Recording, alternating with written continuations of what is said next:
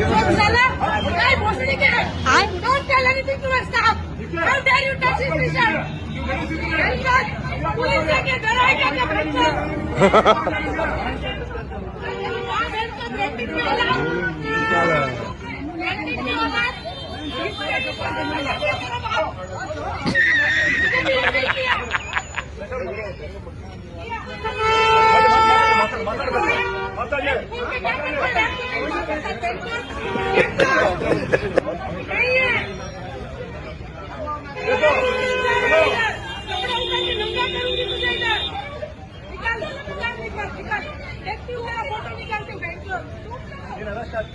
ಕರ್ಸಿ ತರ ಮಾತಾಡೋದು ತಪ್ಪ ಹೇಳ್ತೀನಿ.